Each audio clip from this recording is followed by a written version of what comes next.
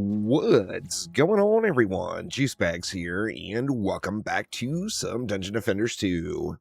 So it is Sunday, y'all, and I was all set up to do a Sunday chill build. I was planning on going with railguns and wrecking it out on this map. 6 railguns per lane just completely owns this map.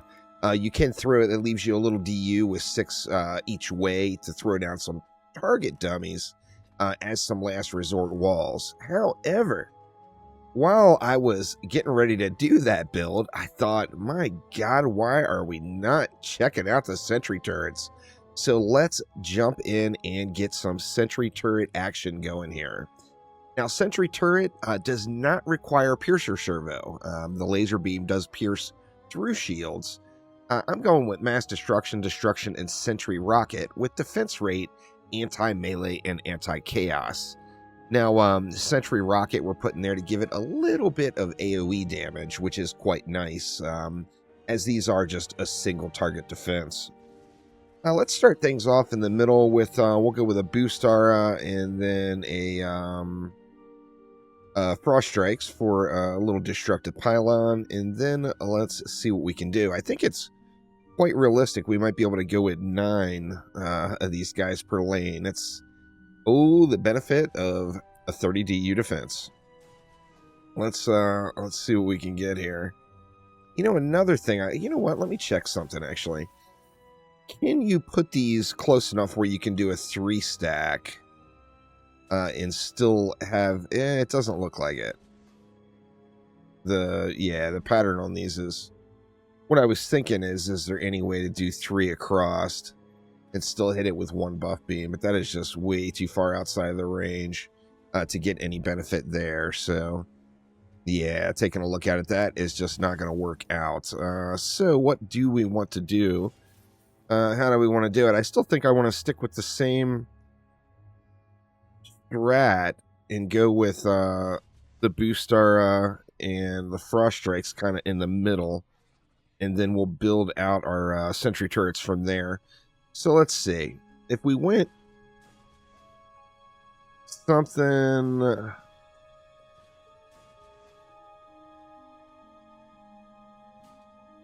like this, maybe? I mean, we're going to run into the problem of we've got more turrets than we do have. We're going to have more DU for these turrets on this map than we have good sense. And that could cause some issues. I think we go 4 and 4. Let's try that. And then that will allow me to get... I'm not going to share a buff beam. Although I think with some careful placement, you could share a buff beam with this setup. I'm going to give each side their own buff beam. So there's 8. 8 each way, and I only spent 340 DU, and I've got the center down already. Holy smokes, this is going to be crazy. Let's see. Let's try it out over here. Same thing. Let's just go with the 8.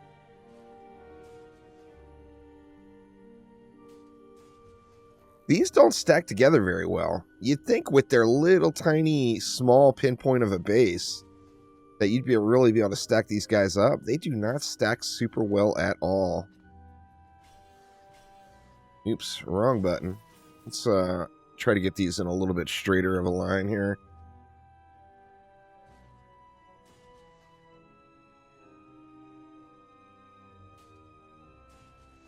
Something like that. It's still... They just don't stack very well together, is the problem. It'd be nice if you could get these built a little bit closer together.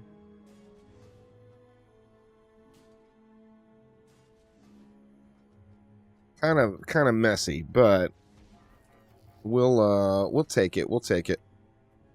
Let's get a buff beam down on this, and then we're gonna need another another 8 up top, and then that's gonna leave some room for some walls.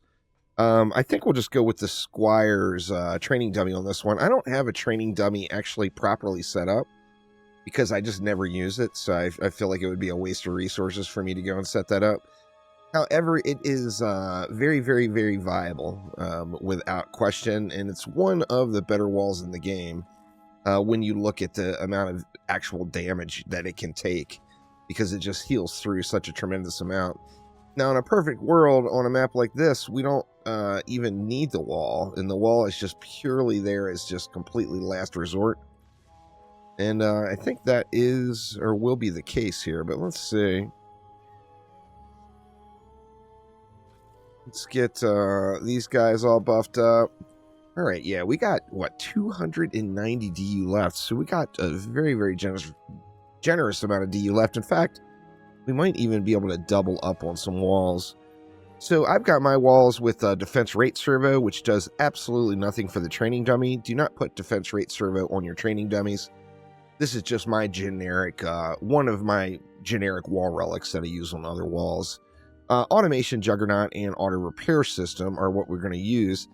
Now this map is a little weird how aggro works. No matter what wall you use, the enemies are going to aggro directly to the core.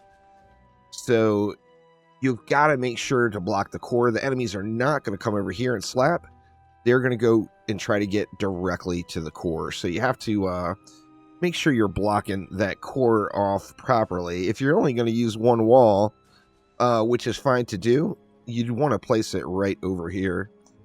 And then, it's going to be way overkill to get two of them up on this side. But I think since we've got so much DU, we'll just do it anyway. Let's get everything good and protected with some reflectage. And God, that feels like such overkill with the walls. I am curious to see how this rat works out, though. We got 80 DU left. Well, we know the flyers can get uppity on this one, so why don't we just throw a Skyguard in the middle to help us out a little bit with that.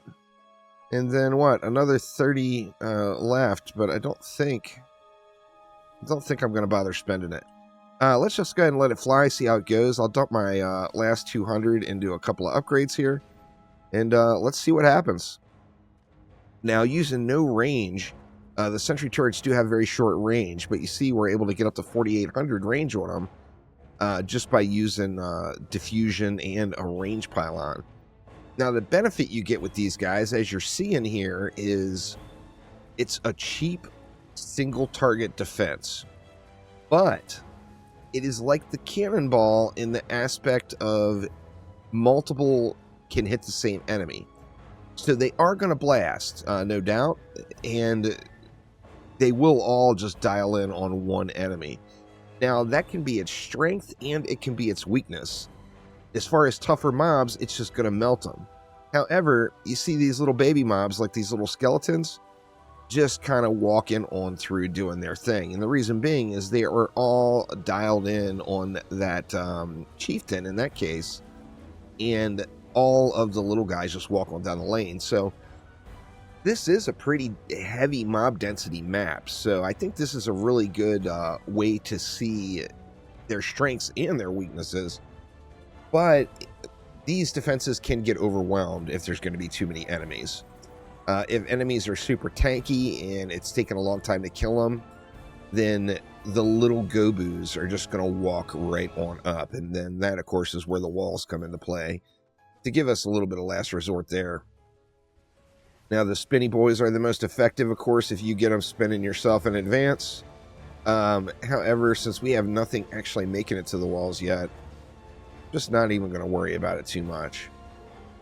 These guys do get it done. I mean, they do good damage, and it's only 30 DU. The kicker with a 30 DU defense is you get an enormous upgrade value. So you see here we go from 2.25 million DPS up to 3.38 million just with one upgrade, since it's a 30 DU defense. See those Sentry rockets getting it too. I like the thought of that Sentry rocket. I'm not so certain as far as its actual damage output for taking up a shard slot. Of course, it does give us some single target or some AoE damage instead of being full single target, which is quite helpful. They are getting it, man. These little Sentry rockets are just getting on out there, no doubt. It actually did really, really good. I mean, obviously, it's just wave one. But I feel like it did a pretty darn good job.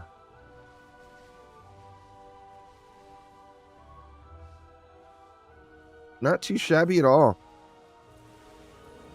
Of course, we get the downside on this map for Turtle Inn that the map is going to take forever to run. So with that in mind, I do want to get a look at Wave 5 and the boss wave here, but I don't want this video to be 17 days long. So let's go ahead and jump on forward to Wave number 5. I am going to just upgrade these sentries pretty evenly throughout. As I say that, I spam into one and don't upgrade them evenly, but I'm just going to kind of spam the upgrades around on the sentries. But let's get on to wave number 5 and see what we can do on this one, and then see how the boss wave goes.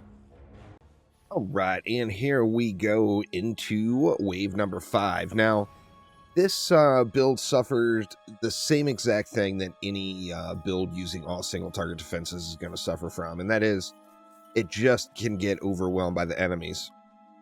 Now, it's definitely an easy clap, and I haven't had to jump in and intervene at all. But, oh, let me tell you, there's some serious butt-puckering moments here, without a doubt. Now, as you see, my walls still haven't taken any damage. So, although enemies have made it down here to the wall, it looked a lot worse than it actually was. There would just be swarms of enemies here, but none of them actually getting any damage in on the wall, and the sentries eventually burning them all. Another issue is with the sentries having such a kind of pinpoint accuracy with that laser beam. Like lanes like up here with the skeletons, the laser beam is having no problem hitting it all. However, that shard for the sentry rocket shard, to add some AoE, it is colliding. So, like, the laser beams are pewing up there, but the sentries or the rockets are all clipping on the terrain here and not making it to the target. Of course, that's not an issue in the center lane or up here anywhere, but I did notice that right here along this lip. Let's go ahead and just spam a few more upgrades in, and let's let it fly here for wave number 5. We did get a Slikelion here, but you can see how fast the Slikelion will burn. Just gone pretty much instantly. They do dish out some pain. There's no doubt there. They do nice amounts of damage, but it's just pure single target. That Sentry Rocket Shard does help, but like I mentioned earlier, I feel like I'm unsure of whether or not that's worth a shard slot. It doesn't feel like the damage from it is really being super effective. Now, in a situation where there's like a small group of skeletons all packed together, or a small group of goblins or whatever all packed together, then they're just owning. But as far as just hammering into the crowd like they're doing here, I'm just not certain that I'm getting a whole lot of effectiveness out of that shard. Now, I do feel like it's still worth using, just to get that little additional bit of single target damage in. See, Mr. Ogre just pewed. Here comes a captain we get a good look at, and you see they're just going to melt. Now, you know, obviously, individually, they do really good single target damage, but when you got 8 of them, well, yeah, then you're 8 times that amount as they're just hammering it down. Now, this is what I was talking about. There's situations where mobs get in a little close. Like I said, it's the downside and it's the upside of a single target defense. The cheap single target defenses like this, or like cannonballs, they do a ton of single target damage. They get a really nice amount of value from upgrades. But, oh, they can get overwhelmed. There's just no doubt. So, with all of these pounding into like that chieftain, the whole crowd just kind of rolls on down the lane. They don't get close enough, or they're not getting close enough to do anything. As you see, my walls still haven't taken damage. But boy, it does feel super sketch. No doubt about that. You see there too, all that big pack of frost orcs that just moved around. The sentry rockets themselves were clipping on the ground here and not making it up there. No big deal though, as these guys have got another whole group of sentries they have to deal with here before they can make it in to unhappy times. And here comes the push. Now,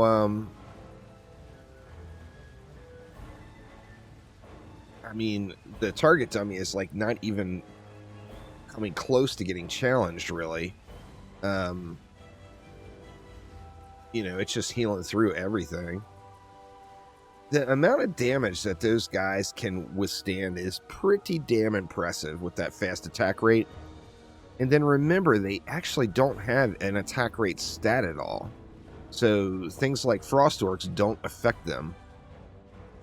Now, they can be disabled fully, but like a Frost Orc slow will have no effect on the Spinny Boys. So definitely a hot wall for sure.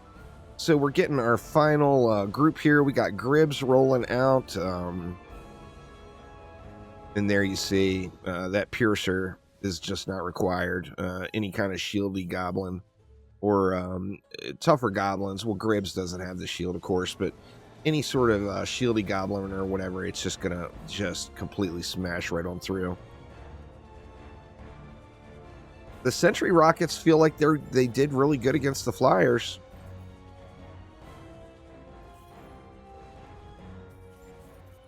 Now here will be the true test, and that is, can it handle this boss wave? Obviously, these bosses are not crazy, but they do have a little bit of health. Let's see if it can handle it with me completely unattended over here. Actually, let's go over here, and we can sit at the bar and have us a refreshment. See. Nobody taking any damage yet. I'm sure the monk is. Or actually, the monk died. Right here, it looks like. Well, I mean,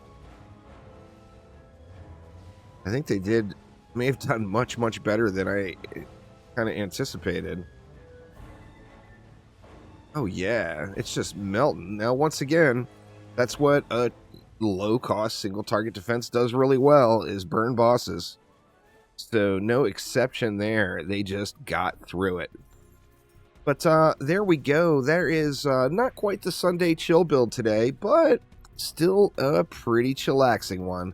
And that is the Sentry Turret for some laser beam pew pew in Chaos 10. But that will do it for now. Thanks an absolute ton for watching. Let's check out that glorious max roll snakeskin armor drop. Or maybe not.